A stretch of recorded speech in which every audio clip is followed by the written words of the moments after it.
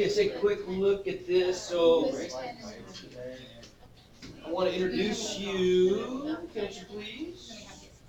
Introduce you to a couple other special quadrilaterals. We're leaving the subset of parallelograms though. These are not parallelograms, trapezoids and kites. You've probably dealt with these before, right? Maybe a little bit? A little bit? Trapezoids are the ones that people call diamonds, right? No. Kites. No, yeah. Trapezoids are the ones that go like this. Right? Yeah, one pair of parallel sides. Well, here, we'll take a look. So we want to just become familiar with the properties of definitions and properties of trapezoids and kites. Okay, so a trapezoid, this is a trapezoid. Definition of a trapezoid is a quadrilateral with exactly one pair of parallel sides, not two. So a parallelogram is not a trapezoid, and a trapezoid is not a parallelogram ever. Completely different sets. So the anatomy of a trapezoid, we say that the two parallel sides we call the bases, and the two non-parallel sides we call the legs, right? You've probably seen that before, but we'll just do a quick review. Okay, if the legs of a trapezoid are congruent, then we say the trapezoid is an isosceles trapezoid. Why? Okay, why? Well, here, I'll show you a picture that might make that a little more clear. Let's see here, let's go right there. This will tell you why. Watch this thing closely. This is an isosceles trapezoid because these sides are congruent. Now watch what happens if I just shorten this thing up. What's it look like? A triangle. An isosceles triangle, doesn't it? Right? Okay. So wouldn't you agree then, all the properties of an isosceles triangle that relate to the congruent sides and the angles ought to also be true for an isosceles trapezoid, because I haven't changed the left or the right leg or what we'll call the base angles, right? They've stayed the same, haven't they? Everybody agree? Right? So if these were congruent before, they should still be congruent, right? Does that make sense? They are. And so for an isosceles trapezoid where the legs are congruent, I know that the base angles are congruent. Is that all of them? Top ones too, right? Okay, does that make sense? Sure. Okay, what does that tell you then for an isosceles? Can you infer any other properties of the angles in an isosceles trapezoid? What do you think? The angles on the upper base are supplementary to the angle of the angles. Yeah, that's got to be true, doesn't it? Everybody see that? It's got to be true. These two angles have to be supplementary, because what's the sum of all the interior angles in any quadrilateral? 360, right? And so if these are, wouldn't you agree then that if these are both, they're pairs of congruent angles, right, then one half of that, if we just take the left two, those have to represent half of the total interior angle space in the shape, right? And this would have to represent the other half. Okay? We can kind of see that. Hold your thought for just a second, Avery. We can kind of see that here. This is sort of interesting. If I drag these things together again, can you justify, I want you to just think about this. This is kind of a mental exercise here. Can you justify from that the two things? Could you justify from that, sort of verify that the sum of all the interior angles in a trapezoid would have to be 360? And could you also show that each pair of base angles, the two base angles for one leg, would have to be supplementary? Let me see if I can say that better. From this picture right here, can you demonstrate that the sum of all those interior angles would have to be 360, and the two left base angles, let's say, would have to be supplementary? From the fact that this collapses to a triangle if the top base goes to 0 length.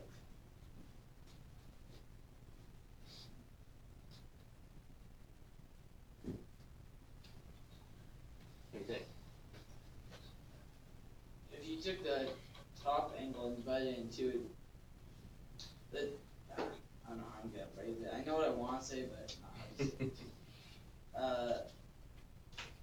So if you take the bottom angle, the total measure of angles in a triangle is 180.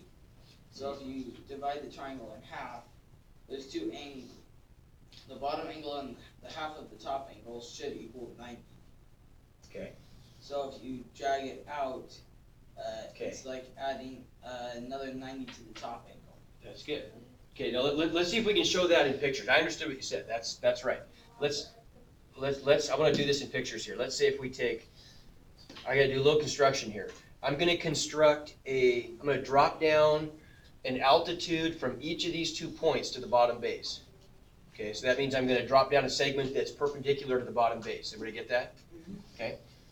So if I highlight both of these, I should be able to construct a perpendicular line. And then what I really just want here is I want the intersection of those two. And now I'm going to make this thing go away. And I'll just construct a segment right there. Okay? Do the same thing over here. So I can do that a little, well, yeah, I can do that a little quicker if I cheat. Wait, so those two angles. Never mind. Oh, there's like. Okay, I'll make that red too. How about it? Hang on one sec. I'm just going to cheat. Okay, there we go. Okay, so what else is saying? What does that look like there now?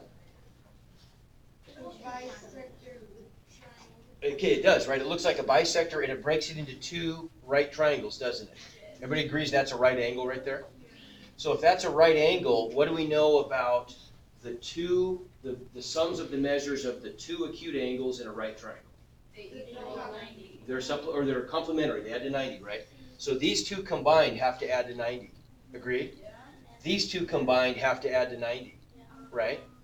Okay, what do I do when I drag this out? How much additional angle am I adding to this top base angle then? 90. And I'm adding 90 there, aren't I? That proves it, doesn't it?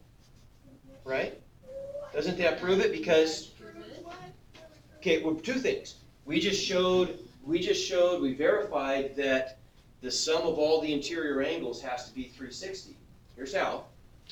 Because look, if you go back, there we go. If we go back to here, oops, we go back to here, wouldn't you agree that all of these angles, it's a triangle, so the sum of the interior angles is 180, right? Okay, how much additional am I adding if I do that? Well, I'm adding to that 180, I'm going to add a right angle there and a right angle there. That angle hasn't changed, and that angle hasn't changed, and that little acute angle up there hasn't changed, right? So 180 plus 290s makes 360, doesn't it? Yeah. See what I'm saying? I mean, we're just playing games here. This is not like this is something in the book or anything, but it's kind of, isn't it fun to explore the geometry of this shape?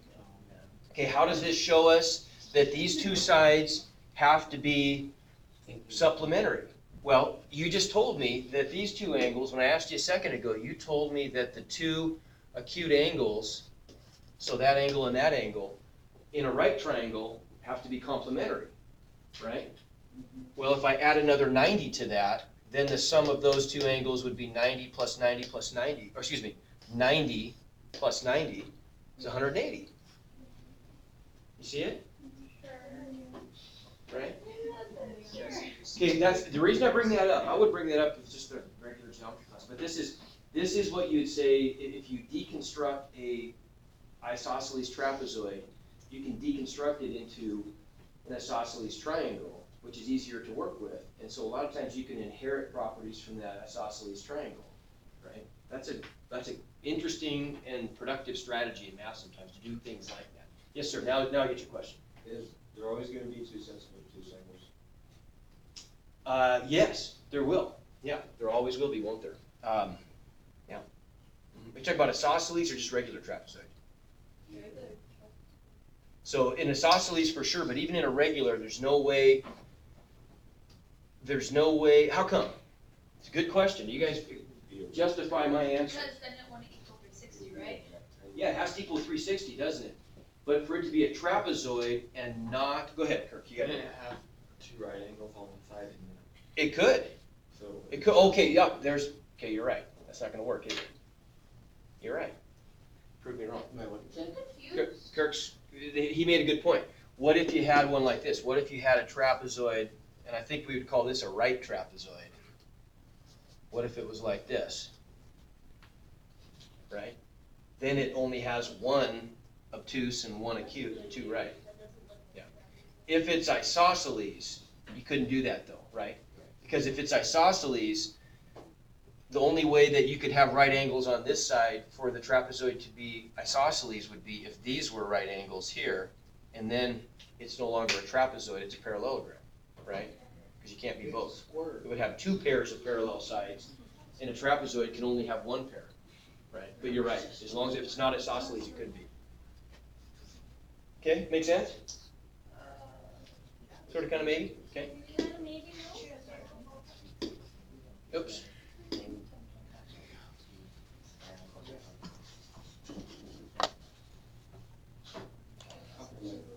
No.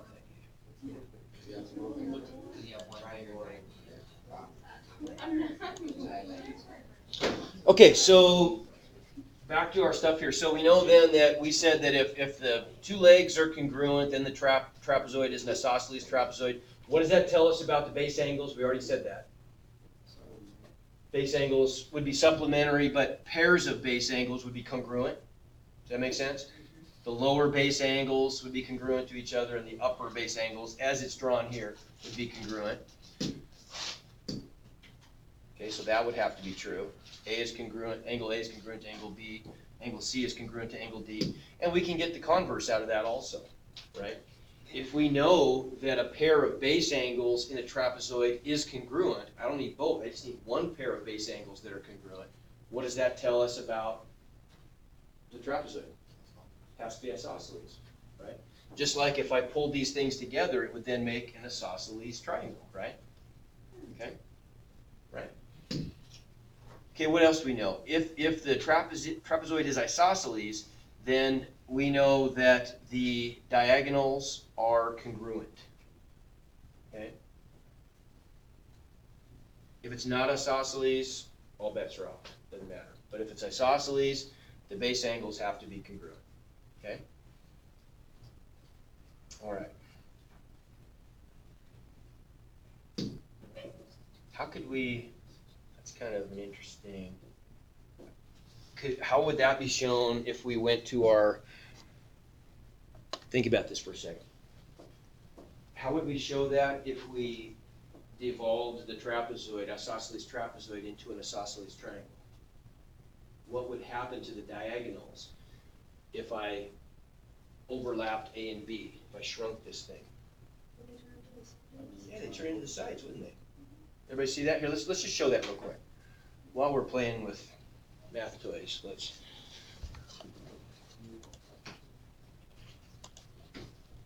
So now we could probably get rid of these guys. We don't need them anymore.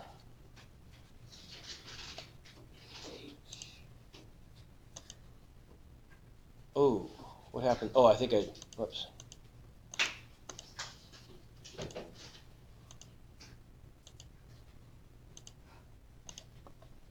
Okay, and now let's get rid of those guys too. So now I want to construct, watch what happens here. If I construct that segment, and I construct this segment, we could do something like measure those and show that they're going to be the same, but we can do better than that. Watch what happens when I drag these together. They become we can deconstruct them into the sides of the isosceles triangle. And by definition, if it's an isosceles triangle, because it was an isosceles trapezoid, don't we know that those have to be congruent? See what I'm saying? So then when I drag it apart, they would stay congruent. Isn't that a cool way to look at it? I just think that's awesome. Is it deconstructing like part of the lesson or is this? No, it's not. Okay.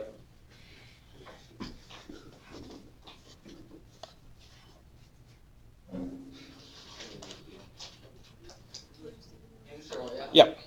So, say the point where the diagonals intersect, call that point E. Uh-huh. Point A, or segment AE and BE be congruent? Yes, they would. Okay. Yep. And then the same applies to the other two segments? And they would because they have symmetry, don't they, about this line in the middle, right? If I were to, I'm not going to go back to the geometry sketchpad, but if I were to drag this thing together, the symmetry that we see right here where would this point end up?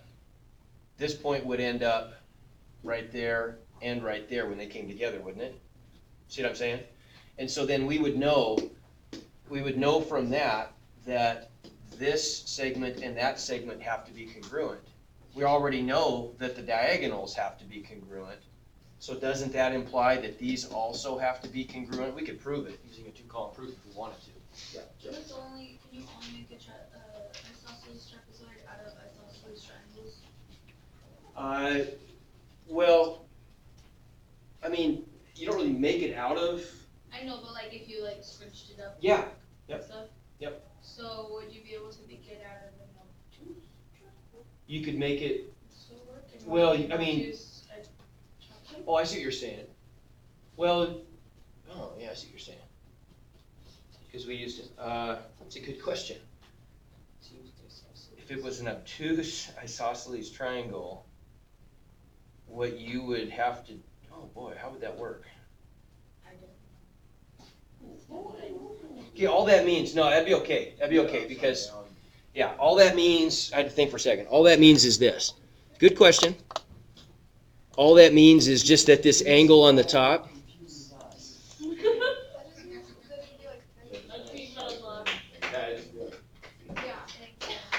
all that means is just that this angle at the top is going to be obtuse. So at this point, it's going to get scrunched down a little bit, is all. I wonder if I can do that. I can. Look at that. Okay. Okay, so now, Now drag it out. oops, but I went all the way through. Oh god. So there it is. So ugly. It's like you, Jill. So there it is. Oh. Right? You get the idea. It's pretty small now, but you get the idea. Yeah. Okay. All right.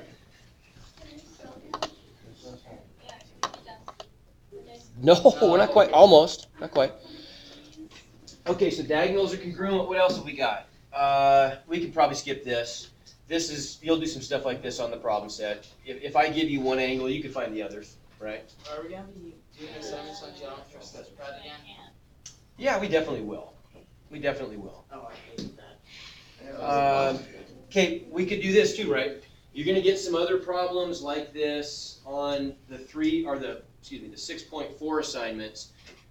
I've asked you, I can't remember if it's on, actually it's on the second one. On the second one, I built some problems where I'm gonna give you 4 vertices and you have to tell me what kinds of parallelogram could be represented by those 4 vertices. So what are the ways you could approach that? Well, sure, you could plot them, but you would only really have to. What if they were really inconvenient points to plot? What if they were like decimal points and stuff? Would it be really hard to plot? What could you do? Okay, you could find the lengths of the segments, for one thing, right? Because we know that congruent sides of a parallelogram would have the same length. So you could know, for example, if it was a rhombus, couldn't you? If all the lengths were equal. What else could you do? Find the slope. You could find slopes too. Yeah, you could find slopes, right? Okay, they're all going to be, presumably for parallelograms, the slopes are all going to be equal. But what if but one of the choices is it's not a parallelogram, and that's how you can verify it pretty easily is by just calculating slopes. Slopes are easier to calculate than lengths too, right? Well, if we're going on like rectangles or something, we're gonna find. Yeah, it could be rectangles, and if they're rectangles, how could you get that it's a rectangle from the slopes of the sides? Okay, what's true of the slopes of perpendicular lines? Well, okay, but the slopes. Opposite reciprocals, there you go, good, right? So you can get a lot from slope and length of a segment, right? What about here? If I wanted to know if a shape was a trapezoid, what would my strategy probably be? The lengths may not be so useful to me, right? I guess if I want to know if it's isosceles, maybe that's helpful. But if I just want to know if it's a trapezoid or not, what would I do? One of the various sides are parallel and the others not. Yeah, I'd look at the slopes, and I'd show that the slopes connecting the vertices of the trapezoid, that two of those sides had the same slope, and another pair of opposite sides had different slopes. Right. And so this one turns out to be, and honestly, you could even tell, that'd be hard to do, but you could even tell if it's isosceles just from the slopes, although that would be sort of hard to do. Okay. But all you'd have to do here to verify it's isosceles is find the length of that segment and the length of that segment and see if they're the same, right? If we knew trig, which we don't yet, we could find the measures of those angles too. That's later. We get there later. Okay, mid-segment. Okay, a mid-segment is defined for a trapezoid the same way it was defined for a triangle. But we don't worry about connecting, we only worry about connecting the midpoints of the legs, not the bases, right? So for a trapezoid, the mid-segment is defined as the segment that connects the two midpoints of the legs, okay? What do you think are some properties, do you suppose, of a mid-segment? Parallel to both. Yeah, it's parallel to both bases. Good. That's definitely true. We could go back. I won't. Bisects the lines or whatever. It does. Yep, it does. Well, these are midpoints, so we know that they bisect the sides, right? What else? Is its length 1/2 of the, well, I have explain this. Is its length like 1/2 the difference between the top base and the bottom base?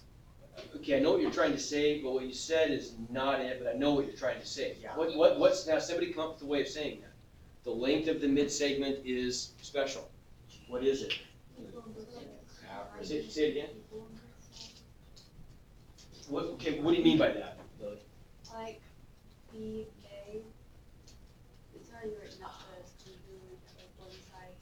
Okay, yeah, these are congruent, right, but I want to know how is the length of that mid-segment, how is that related to some properties of the trapezoid? Emma, you got an Is idea? it like BC plus AD divided by 2? Yeah, okay, what is that? Average. The average, yeah. So the mid-segment is the, what's that? Oh, I didn't hear it. I didn't hear it.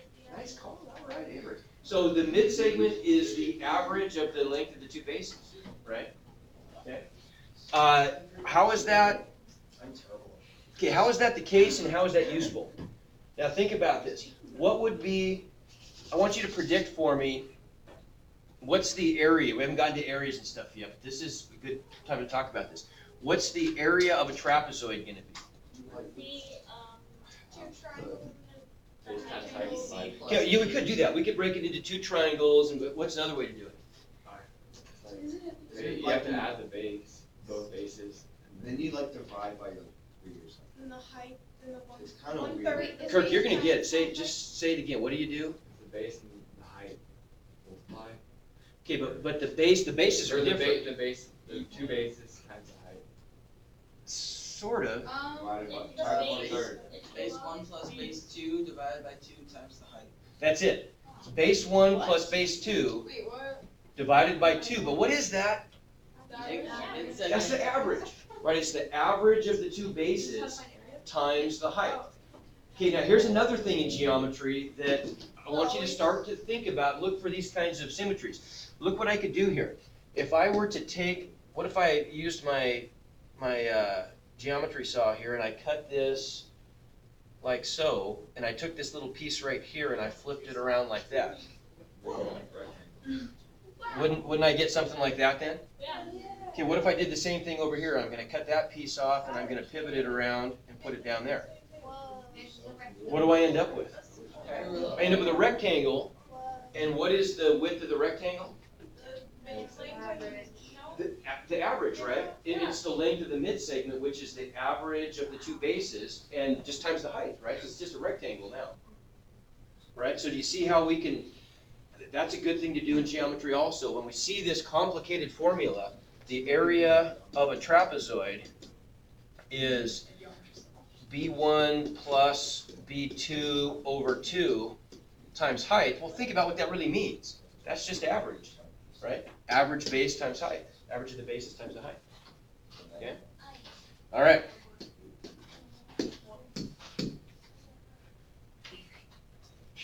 Think we got that? Okay, we can forget about the cake. Okay, kite. Real quick, definition of a kite. Kite's a quadrilateral that has two pairs of consecutive congruent sides. That's it, right? So it's a rectangle has two pairs of congruent sides, but they're opposites, right? Two pairs of opposite congruent sides. These are consecutive. Okay? What do you think then would be some properties, and look at the symmetry of this thing. What do you think would be some properties of a kite? Well, kind of, yeah, I mean, kind of. If you cut it just label that one. That way? That one, then kind of a huge. Kind of. Wait, okay, so what I don't understand is the part where the hinge theorem is this line, if you want, okay, so if that angle is bigger than that angle, then wouldn't that make the line in the middle different? It would. See, this is, but they're I'm not, always confused. okay, but the hinge theorem doesn't really apply well here because, remember, the hinge theorem says you have to have two congruent sides in one triangle, or two sides in one triangle congruent to two sides in another triangle. So I can't really cut it this way and use the hinge theorem. I could cut it this way if I wanted to. Whoops. I could cut it this way, and all that's saying then is that the rubber band is the same in both, right? Does that make sense? Okay, yes, sir. The diagonals intersected perpendicular. Okay, couple things have to be true. What do you? First of all, the diagonal, the long diagonal, right? The diagonal that goes from the points between the consecutive congruent sides, right? What's that going to do to the opposite angles, do you suppose? Make them congruent, isn't it? Right. It's going to bisect them, right? It's going to. So I'm going to, and we could prove that easily because I've now just got side, side, side. So this triangle is congruent to this one, right? So by CP/CTC, all the corresponding parts are congruent. So we could see that that's congruent to that. That's congruent to that, right? So there's one property of a kite. But then since it's the opposite angles, then Yeah, it is called kite. So kite's named after a kite? Yeah. There you go. what if the kite was named after the shape kite, or was Yeah. the kite Why was can we the go on kite field named trips after a to kite? football field? Who knows? Wait, what's wrong with this? What's what? Oh, wait. That's a Oh my diagonal. God, I don't even know anymore. Never mind. Okay, now Elton proposed something else. He proposed that if I do that, that those have to be right angles. Yeah. Okay, they have to be, don't they? And the opposite angles from that are congruent. And opposite again? The opposite angles from that. Oh yeah, so those would be congruent, right? So everything's the same. But okay, but yeah, and these angles right here are congruent too, aren't they? Right? Everybody see that? There's a lot of weird stuff going on in a kite.